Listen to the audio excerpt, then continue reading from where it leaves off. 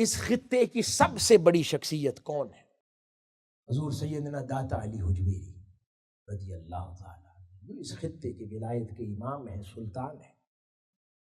ہر کوئی آ کر، حضرت خواجہ اجمیر بھی آ کر وہاں سے اجازت لے کر اپنی ذمہ داریوں پر لوٹے۔ حاضرین گرامی، ان کی زبان سے اب ذرا سمجھتے ہیں کہ وہ آج کل کے ہمارے حالات اور تصوف پر کیا کہتے ہیں۔ وہ کلام تو 1000 سال پہلے فرما رہے ہیں، لیکن آج کیا فرماتے ہیں؟ وہ کشف المحجوب میں فرماتے ہیں کہ اس زمانے میں شکوک و شبہات کی کیفیات پیدا ہو چکی ہے، دین کے نام پر بے دینی افعال اور اشغال ترقی پا رہے ہیں، اور اس وقت علماء اور صوفیاء کا حال یہ ہو گیا ہے۔ آگے فرماتے ہیں کہ اللہ تعالیٰ نے مجھے ایسے زمانے میں پیدا کر دیا، اس وقت فرما رہے ہیں کہ جہاں خواہشات کا نام شریعت ہے، طاقت کا نام عزت ہے، ریاست و طاقت کا نام عزت ہے، علم ریاکاری کا نام ہے، خوف و خشیت دل کے کینے کا نام ہے، اور بغض حلم کا نام ہے کہ کوئی حلیم بن کر بیٹھ جائے مگر دل میں بغض ہے، میں اس لیے نہیں ملنے گیا، لیکن کہے میں تو درویش ہوں، فقیر ہوں۔ اسی طرح مجاہدہ لڑنے اور مناظرے کا نام ہے، اور کم عقلی عظمت کا نام بن گیا ہے، اور زہد خام خیالی کا نام ہے، ارادت بیجا اور غلط نسبتوں کا نام ہے، معرفت قلبی وساوس کا نام ہے۔ جو سمجھتے ہیں کہ مجھے معرفت نصیب ہوگی، وہ کہتے ہیں اس دور میں یہ قلبی وساوس کا نام ہے۔ اور آگے فرماتے ہیں کہ محبت نفس کے الحاد کا نام ہے، فقر یہ دانستہ شریعت سے انکار کا نام ہے، اور اسی طرح زندیقہ کو فتوت کا نام دے دیا گیا ہے، اور آقا علیہ الصلوۃ والسلام کی شریعت کو ترک کرنے کا نام طریقت رکھ دیا گیا ہے۔ طریقت اسی وجہ سے آفات کا شکار ہے۔ یہ سلاطین کا کلام ہے کہ جس طرح وہ اہل طریقت کو دیکھ رہے ہیں۔ آگے فرماتے ہیں ہمارے زمانے میں خاص کر اس علاقے کے لوگ در حقیقت علم طریقت سے دور ہو کر ہوس کا شکار ہو گئے دنیاوی منفعت کے لیے۔ آج جو لوگ طریقت و تصوف کے مدعی نظر آتے ہیں، وہ در حقیقت اصل میں طریقت کے خلاف کام کر رہے ہیں اور طریقت کو بدنام کر رہے ہیں۔ لہٰذا ایسی استعداد اور صلاحیت پیدا کرنے کی ضرورت ہے کہ اس مقام تک رسائی حاصل ہو جائے جہاں تک ان کے بڑے تھے، جہاں تک اہل زمانہ کی دسترس نہیں ہے، وہاں تک پہنچا جائے۔ اور ان ظاہری مدعیان تصوف نے صرف ظاہری عبادت اور رسومات پر اکتفا کر لیا ہے، اور دل و جان ان کے حجاب میں مبتلا ہے، اور یہ اصل کے خریدار نہیں ہے، اور حقیقت سے تو کوسوں دور ہے۔ یہ کلام حضرت سیدنا داتا علی حجویری رضی اللہ تعالیٰ عنہ فرما رہے ہیں۔ آگے فرماتے ہیں کہ جو تصوف ہے یہ آزاد خیالی کا نام نہیں ہے، یہ شریعت کے ساتھ پابندی کا نام ہے، اور یہ آزاد خیالی کے تصورات در حقیقت یہ طریقت کے خلاف ہے۔ آگے فرماتے ہیں کہ جو نظام فکر کی اہمیت ہے اسلام کی روشنی میں، تو وہ فرماتے ہیں کہ وہ عین ویسے ہونی چاہیے جیسے امام کشیری نے ہمیں تصوف سکھایا ہے۔ وہ قرآن اور حدیث سے جڑا ہوا تصوف ہے، وہ ایک لمحہ باہر نہیں جاتے، وہ تصوف کی ہر بات پر کوئی حدیث لاتے ہیں، وہ کوئی آیت لاتے ہیں، اور ہمارے پاس آیات اور احادیث ہوتی نہیں، ہمارے پاس واقعات ہوتے ہیں، شاعری ہوتی ہے تصوف کے نام پر۔ ہم خود تصوف کو اس درجے پر لے آئے ہیں، اس کو پھر سے اٹھانا ہے، زندہ کرنا ہے، اور وہ آپ لوگوں نے کرنا ہے۔ آپ لوگ اس وراثت کے امین ہیں، لیکن یہ تبھی ہوگا نا جب اپنے صاحبزادگان کو تیار کریں گے۔ حاضرین گرامی، اسی طرح آگے ارشاد فرماتے ہیں کہ صحابہ کرام اور سلف صالحین کے زمانے میں تصوف نام نہیں تھا مگر ہر کوئی صوفی تھا۔ تصوف نام نہیں تھا مگر ہر کوئی صوفی تھا۔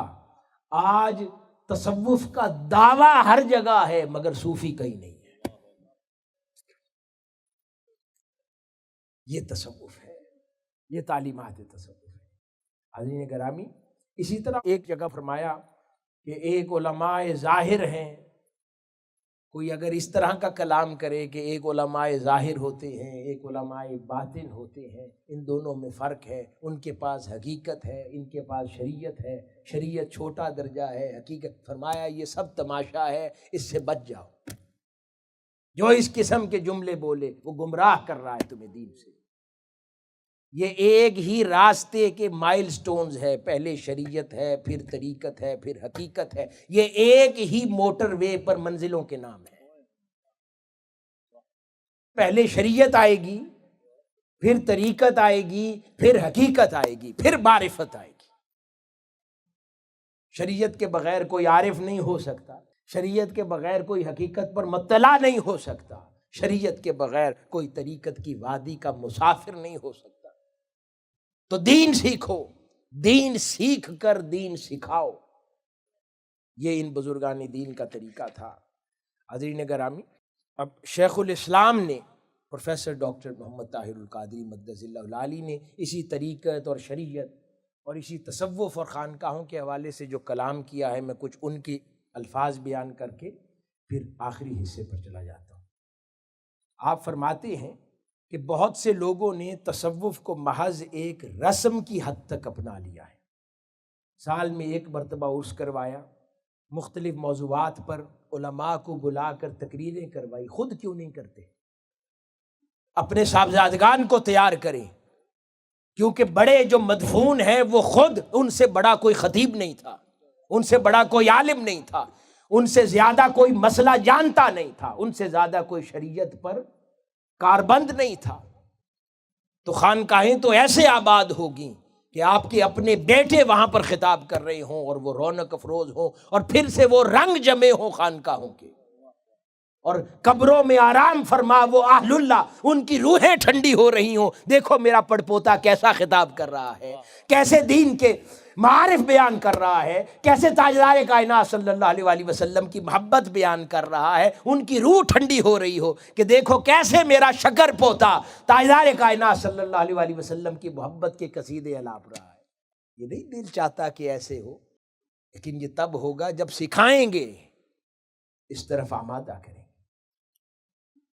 حاضرین گرامی، آگے شیخ الاسلام ارشاد فرماتے ہیں کہ بعض مقامات پر تو اب بات یہاں تک آ گئی ہے کہ ڈھول، دھمال، نشہ آور اشیاء کا استعمال، یعنی ہر غیر شرعی امر، پھر میلے، موت کے کنویں، ناچ گانا، لڑائیاں جانوروں کی، کبھی مرغے لڑا رہے ہیں، کبھی کچھ، اور یہ تمام امور اللہ والوں کی بارگاہوں پر ہوتے ہیں اور ان کو یہ ٹارچر کرنے کے مترادف ہے، ان کو تکلیف پہنچاتے ہیں. ساری زندگی جن چیزوں کو انہوں نے ناپسند کیا ہے، ہم انہی کے سراہنے کرتے ہیں. آگے فرماتے ہیں کہ ہر چیز کا رد عمل ہوتا ہے دنیا میں، اور یہ جو لوگ منکرین تصوف ہو گئے ہیں اور پھر تصوف سے اعراض کر کے تصوف سے دور بھاگتے ہیں، خانقاہوں کے منکر ہو گئے ہیں، صوفیاء کے منکر ہو گئے ہیں، اب ان کے صحیح کام پر بھی اعتراض کرتے ہیں، ان کی کرامات کا بھی انکار کرتے ہیں. یہ سب اس لیے ہے کیونکہ ہم اس کی وجہ بنے.